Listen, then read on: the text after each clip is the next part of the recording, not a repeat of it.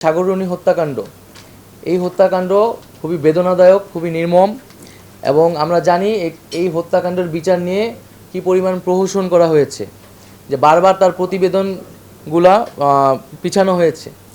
তো এই সাগররণী হত্যাকাণ্ড সহ এই ধরনের যে হত্যাকাণ্ডগুলো হয়েছে, সাংবাদিকদের উপর নিপীড়ন হয়েছে, এই বিষয়গুলোর তদন্ত করতে হবে এবং সরকারের জায়গা থেকে যা ভূমিকা বা মন্ত্রণালয়ের জায়গা থেকে সেই ভূমিকাগুলো আমরা অবশ্যই পালন করব। সার্বিকভাবে আমি হয়তো আপনাদের সাথে আরও বসে আপনাদের কথাগুলো শুনবো এবং আমাদের যেই ভিশনগুলো আছে সেটি আপনাদের সাথে শেয়ার করব। আমরা একটি মেধাভিত্তিক বৈষম্যহীন বাংলাদেশ চেয়েছি এবং একটি দুর্নীতিমুক্ত বাংলাদেশ চেয়েছি।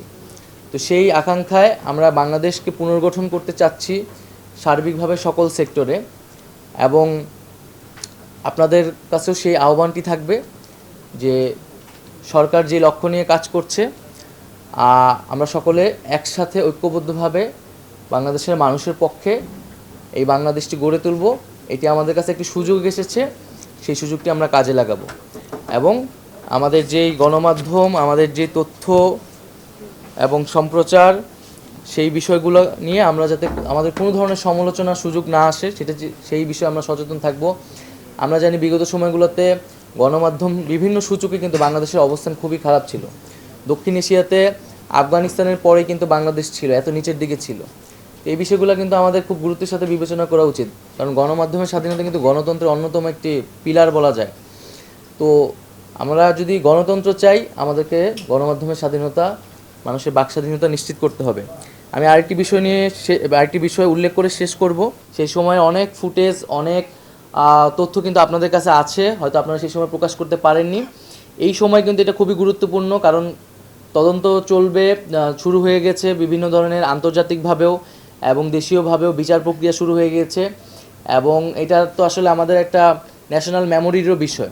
তো সেই তথ্য উপাত্তগুলা আপনারা যদি আমাদের কাছে সরবরাহ করেন বা সংশ্লিষ্ট কর্তৃপক্ষের কাছে, সেটি আমাদের জন্য ভালো হবে।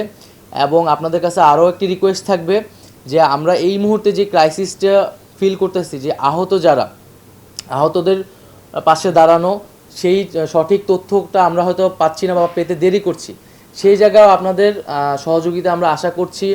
আমরা অনেক মানুষ যারা শহীদ হয়েছেন, অনেক লাশ কিন্তু এখনও মর্গে আছে, যাদের পরিবার কিন্তু অ্যাড্রেস করা যাচ্ছে না। তো সেই তথ্যগুলো, সেই জিনিসগুলো আপনারা যদি একটু জোর দিয়ে প্রচার করেন, তাহলে এটা আমাদের জন্য সুবিধা হয় এবং সেই সহযোগিতাটা আপনাদের কাছে আমরা প্রত্যাশা করছি। দুর্নীতি, স্বজনপ্রীতির কোনো স্থান আমরা এখানে দেখতে চাই না, এবং প্রতিষ্ঠানগুলোকে সম্পূর্ণ নিরপেক্ষভাবে আমাদেরকে দাঁড়া করাতে হবে। এবং সাংবাদিকদের প্রতিও গণমাধ্যমের প্রতি আহ্বান থাকবে, গণমাধ্যমের সবচেয়ে বড় শক্তির জায়গাটা আসলে নিরপেক্ষতা।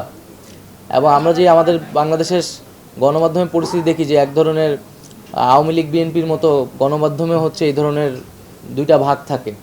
তো এই বিষয়গুলোও গণমাধ্যম কর্মী বা সাংবাদিকরা বিবেচনা করবেন, যাতে আমরা এই ধরনের রাজনৈতিক বা দলীয়করণ যাতে সাংবাদিকদের ভিতরে না দেখি, আমরা যাতে একটা নিরপেক্ষ জায়গায় জনগণের পক্ষে কথা বলতে পারি।